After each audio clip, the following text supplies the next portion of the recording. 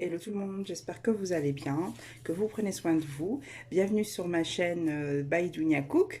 Je tenais encore à remercier tous les nouveaux abonnés. Merci pour vos gentils commentaires, ça me fait super plaisir. N'oubliez pas de vous abonner, de liker tout de suite en début de vidéo, comme ça c'est fait. N'oubliez pas de vous abonner et d'appuyer sur la petite cloche pour avoir toutes les nouvelles notifications.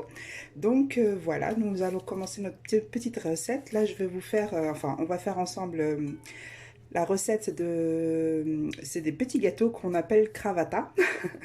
Vous allez comprendre par la suite à la fin pourquoi on l'appelle comme ça. Elle nécessite pas énormément d'ingrédients et elle est très facile à faire et rapide surtout. Comme je vous ai déjà dit, j'aime quand ça va super vite et que ce soit rapide. Donc là, on va avoir besoin de cacahuètes. Je vous mettrai bien sûr en barre de description tout en grammage, y compris l'eau. Hein. Donc il y a tout en grammage, comme ça tout est ok. Donc on a des cacahuètes, de la farine, c'est du type... non, c'est pas du type 45, c'est de la spéciale pâtisserie, de la farine spéciale pâtisserie. On a du beurre, donc là il est un peu mou.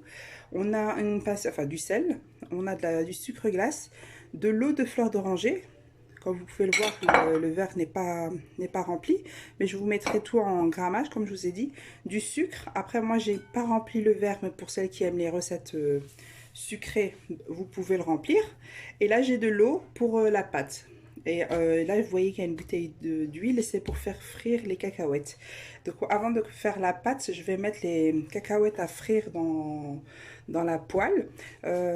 Pour pour faire frire les cacahuètes, on n'attend pas que l'huile soit chaude. On met notre huile directement dans la poêle froide et on met directement avec l'huile froide nos cacahuètes. Et on laisse cuire les cacahuètes en même temps que l'huile chauffe. Une fois qu'ils sont devenus dorés, juste dorés, on les enlève et on les met dans une passoire, on les laisse s'écouler d'huile. Pour celles qui ne veulent pas les faire cuire dans de l'huile, vous pouvez les faire cuire dans le four. Donc là par contre, si vous les faites cuire dans le four, vous les mettez à 170 degrés et de temps en temps, vous les mélangez dans la plaque, comme ça, vous les mélangez. Et quand ils sont dorés, vous savez que c'est cuit, vous les sortez et quand vous allez les faire travailler dans la mouline, enfin dans le hachoir, dans la moulinex, vous rajouterez 2 cuillères à soupe d'huile. Donc là, c'est seulement les 2 cuillères à soupe d'huile d'arachide, c'est seulement à rajouter, c'est seulement si vous faites cuire vos cacahuètes dans le four. Donc voilà. Et si vous faites frire vos cacahuètes, vous rajoutez pas d'huile. Donc voilà, j'espère que je me suis fait comprendre. Donc là, je vais juste mettre les cacahuètes à frire et je reviens vers vous. Donc voilà, là je reviens vers vous, on va commencer à faire la pâte.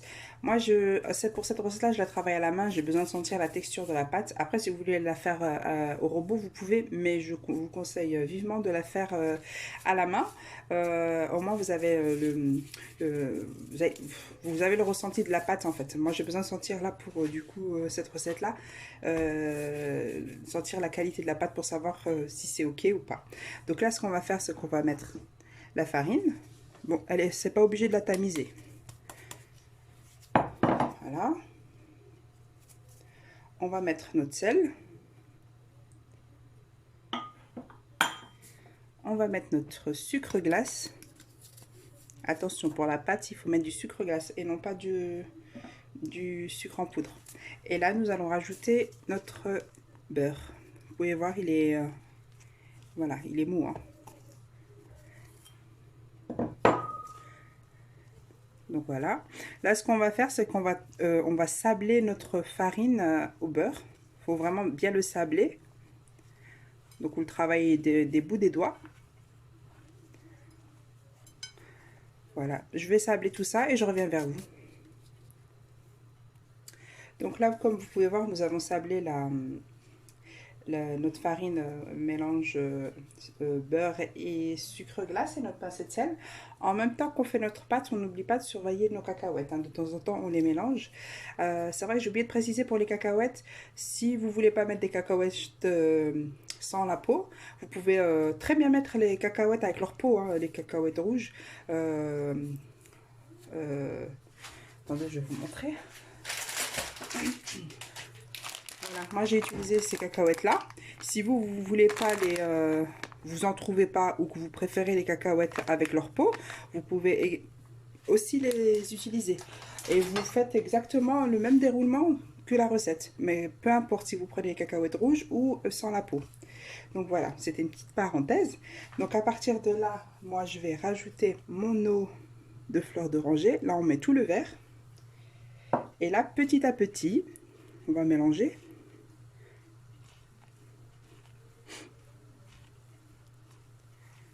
Voilà, en fonction de notre pâte et de la farine. Là, il va falloir que je rajoute un petit peu d'eau. Là, j'ai de l'eau à côté de moi que j'ai pesé. Je vous dirai combien moi j'ai mis. Après, en fonction de la farine, ça dépendra de chaque farine. Donc, même si moi je mets un certain grammage, il sera peut-être certainement pas juste pour vous. Donc là, vraiment, comme vous pouvez le voir, je mets vraiment petit à petit.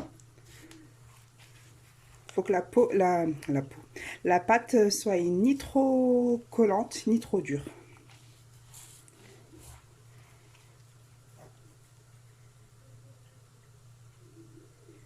Voilà, là je vais pas couper, je veux vraiment que vous voyez comment je fais ça.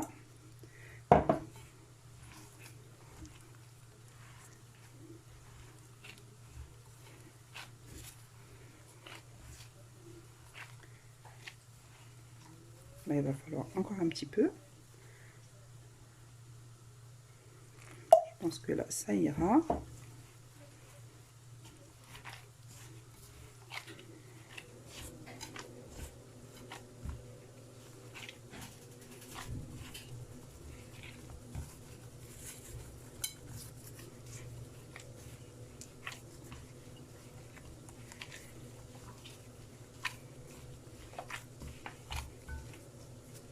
Là, vraiment encore quelques petites gouttes, mais vraiment des petites gouttes. Hein.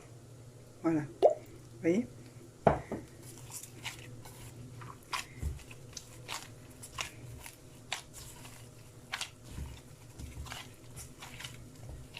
Donc, voilà. Au moment quand vous avez la pâte qui ne colle plus à vous. Bon, moi j'ai des gants. Qui ne colle plus à vos mains et plus sur la paroi de votre bol ou peu importe dans quoi vous mélangez, c'est que votre pâte est bonne.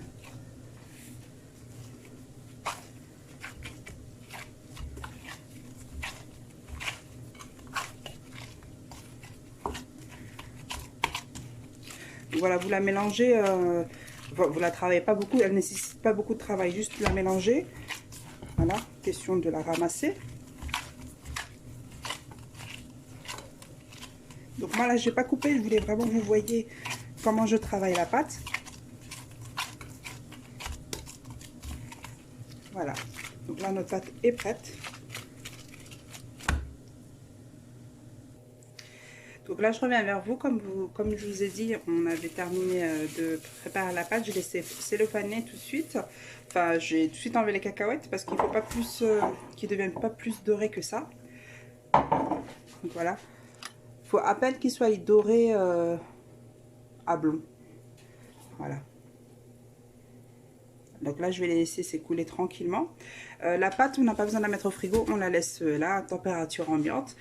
Donc en attendant que nos cacahuètes s'écoulent du surplus d'huile qu'ils ont, je vais juste ramasser ma petite vaisselle et sortir le robot et je reviens vers vous. Donc voilà, là nous arrivons au stade des cacahuètes. Ils se sont égouttés d'huile. Donc là je vais ramasser toute la quantité. Vous n'avez pas besoin de les laisser refroidir. Hein. Vraiment c'est juste le temps que vous ramassez votre vaisselle et vous rangez un peu autour de vous. Voilà. Ah, vous voyez, j'ai déjà fait une bêtise. Donc là, vous mettez vos cacahuètes, vous rajoutez le verre de sucre. Voilà. Et là, je vais hacher et je vous montrerai la texture qu'il faut obtenir. Je vais vous épargner le bruit. Hein. Donc voilà, j'ai fini de mixer le tout. Là, j'ai laissé tourner au moins 4 minutes. Il faut en fait obtenir une pâte. Faut pas que ça devienne du praliné ou MLO et tout ça. Il faut pas que ce soit coulant. Il faut en fait que vous arrivez avec vos mains à faire une pâte. Bon, là, c'est très chaud. Donc voilà. Voilà. Quand vous arrivez à faire une petite boule comme ça, vous faites attention, c'est très chaud. Hein. Voilà.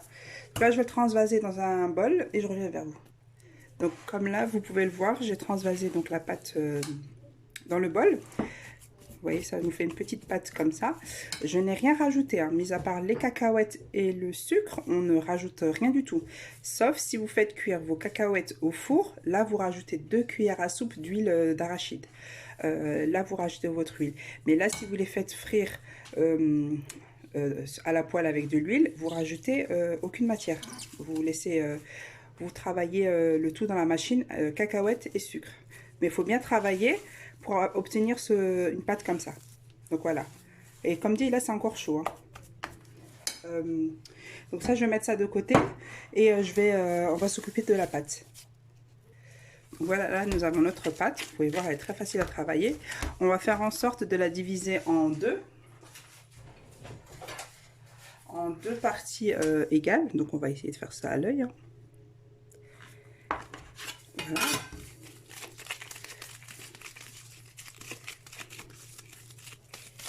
Voilà, une, on la remet dans le film pour qu'elle ne croûte pas. Voilà. Et l'autre, on va commencer à la travailler. Donc là, vous prenez un peu de farine à côté de vous. On n'en a pas besoin de vraiment beaucoup, hein, vraiment un petit peu. Et là, on va essayer de l'étaler en lui donnant la forme d'un carré.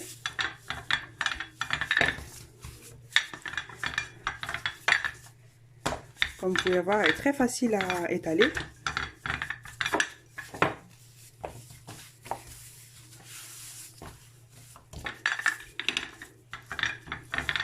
Donc moi, je vais lui donner la forme que je souhaite et je reviens vers vous pour que la vidéo ne soit pas trop longue. Donc je vous dis à tout de suite. Donc, voilà, j'ai étalé ma pâte. Je vous montre la largeur, vous voyez. Il ne faut pas qu'elle soit trop fine et pas trop épaisse non plus. Voilà, on fait comme ça. Donc là, je vais l'enlever et je vais la poser sur un plateau. Simplement. Voilà. Je vais la mettre de côté et je vais étaler la deuxième. Donc voilà, j'ai étalé la deuxième pâte. Je vais faire la même chose. Par contre, là, je vais vous montrer une petite astuce. Moi, en général, je prends la pâte de cacahuète, je la mets directement dessus sans faire ce que je viens de faire, sans la fariner. Et j'étale directement au rouleau avec, vu qu'elle est chaude. Mais ça va être un peu... Je vais vous montrer l'autre façon que je fais moi, la plus simple, tout simplement. Après, si vous y arrivez, vous prenez votre pâte, vous la mettez en rectangle et vous l'étalez. Mais vraiment... à peine vous appuyez ou vraiment juste vous roulez la pâte et vous faites en sorte d'avoir un rectangle de pâte de cacahuète sur votre pâte. Donc moi je vais vous montrer la deuxième astuce. À tout de suite. Donc je sais pas là si avec la vidéo on me voit. Là j'ai étalé du papier film. Donc une partie là et une partie là.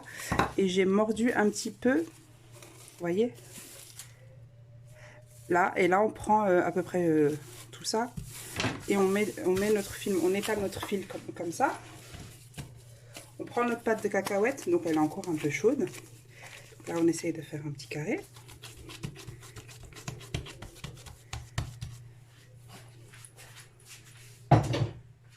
Donc là je vais remettre du film dessus et je reviens vers vous. Vous voyez, là je mets mon film, donc là il y a une partie du film, là je mords vraiment sur l'autre côté pour vraiment avoir notre pâte de cacahuète qui est bien couverte. Voilà, et donc là elle est filmée en bas, dessous, et elle est filmée dessus. Donc là je vais donner ma forme, on va essayer de faire la même taille à peu près que notre taille de pâte. Donc voilà, moi je vais l'étaler, je reviens vers vous. Donc là j'ai fini d'étaler ma pâte. Vous voyez, vous faites approximatif, hein, un rectangle comme ça qui est à peu près la même taille que vos pâtes. Donc là on va enlever la partie du dessus, on va enlever le film. Et là c'est facile à travailler parce qu'elle est encore un peu chaude, tiède, un peu plus tiède, enfin elle est encore un petit peu chaude. Donc là je vais ramener une pâte.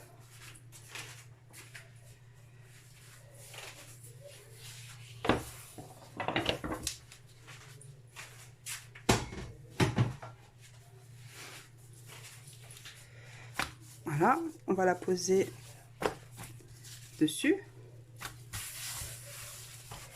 Et on la lève et on essaie d'enlever l'air. On laisse pas d'air en bas. Donc là, on appuie. Là, il y a une bulle d'air. Voilà. Et là, ce qu'on va essayer de faire, c'est que vous prenez votre bras. Voilà, vous faites comme ça. Et vous la retournez. Donc voilà. Ensuite, vous pouvez enlever ça.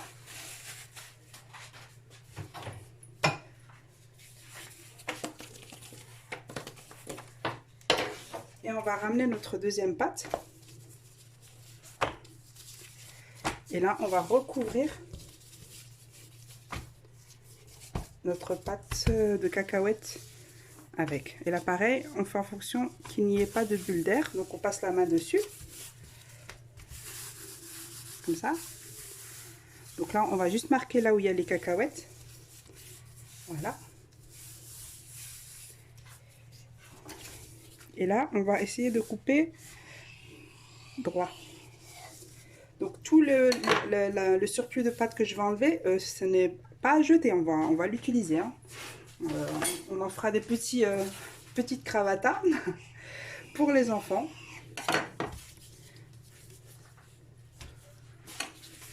Et là, pareil. Donc, moi, j'ai fait une petite quantité, c'est vraiment juste pour vous donner la recette. Après, vous pouvez très bien doubler les quantités.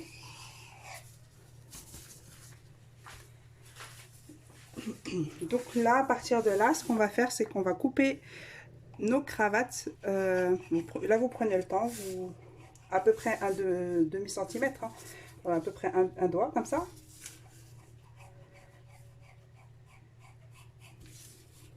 Voilà.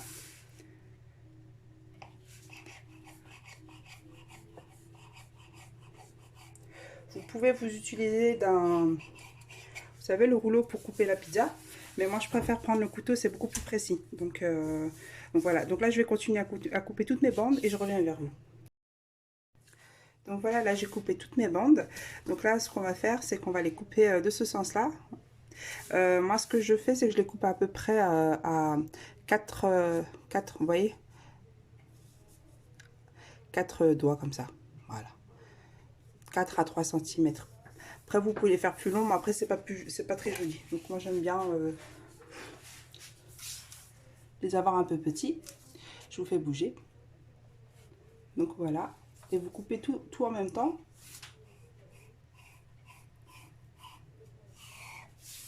Donc là, je vais continuer à couper tout ça et je reviens vers vous. Donc voilà, une fois qu'on a tout coupé, donc là, je vais lever un peu la caméra. Là, vous voyez que c'est pas très droit, c'est pas grave, hein, vraiment, c'est vraiment pas grave. C'est vraiment quand ça va pas du tout qu'il faut couper, mais là, c'est pas dérangeant. Donc voilà. Donc là, on prend comme ça. Vous mettez vos 2 doigts comme ça. Vous prenez l'autre partie et vous tournez une fois. Et vous allez retourner 2 fois. Voilà. Vous préparez bien sûr à côté de vous une tôle avec du papier sulfurisé que vous mettez à côté de vous. Et donc vous continuez, vous prenez votre pâte, vous pincez ici sans appuyer. Hein. Vous tournez une fois et vous tournez 2 fois.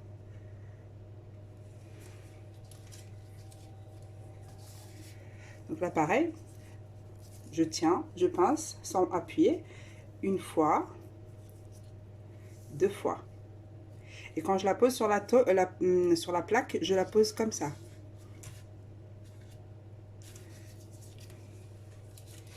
Je vais vous en remontrer quelques-unes. Donc, une fois, 2 fois. Et quand je la pose sur la plaque, on fait comme ça. On appuie légèrement là. Et on n'a pas besoin de trop les éloigner, hein, les uns les autres. Vous voyez? Moi, je les éloigne pas trop.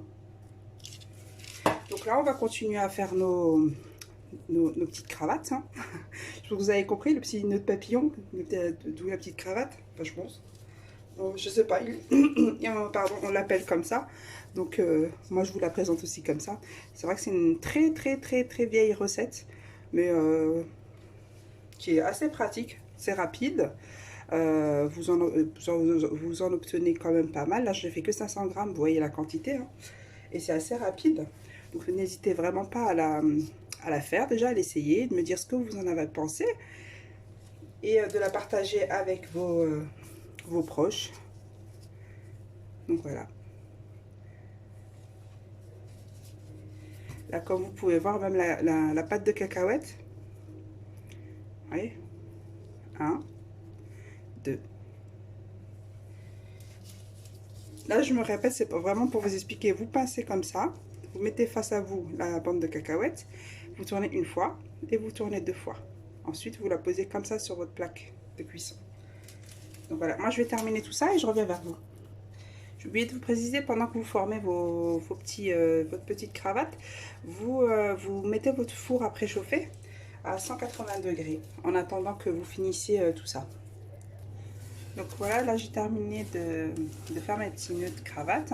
Je vais les enfourner au four à 170 degrés, à peu près un quart d'heure. Comme ça, c'est à surveiller. Je vous dirai de toute façon le temps exact que j'ai mis. Après, ça dépend de chaque four à chaleur tournante. A tout de suite. Voilà, ça c'est, j'ai fait ça avec la chute des restes de pâte. Bon, on ne jette pas, hein, j'ai fait grossièrement, puis voilà, ça sera pour les petits, les petits grignotages. Donc je vous dis à tout à l'heure. Et voilà, nous arrivons à la fin de notre recette. Nos cravatas sont prêts. Donc voilà, ça se présente comme ça.